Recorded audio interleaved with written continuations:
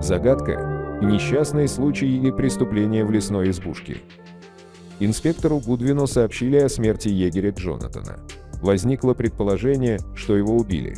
После трудного перехода по заснеженному лесу инспектор, вместе с сержантом Фунтом и врачом судебно-медицинской экспертизы добрались, наконец, до охотничьего домика.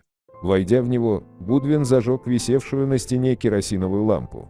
Егерь лежал в кресле за столом, на котором были разложены приспособления для чистки оружия.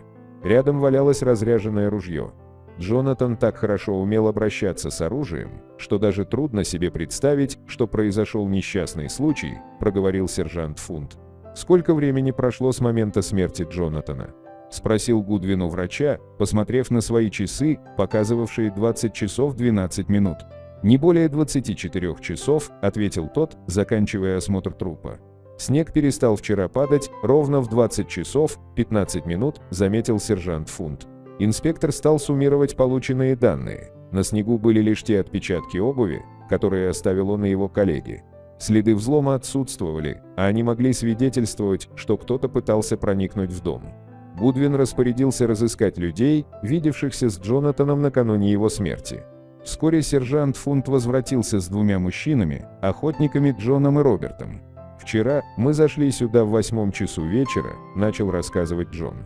«Мы около часа обсуждали вместе с Джонатаном план предстоящей охоты», — продолжил Роберт.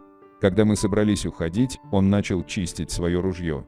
Кто мог подумать, что с ним произойдет несчастный случай?» «Несчастный случай здесь ни при чем», — заявил инспектор Гудвин. «Джонатана убили вы. Почему он пришел к такому выводу?»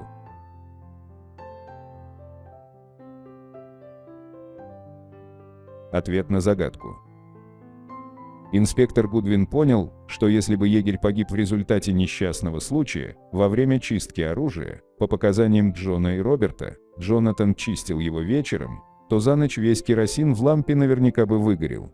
Инспектор Гудвин, войдя в дом погибшего егеря, зажег лампу.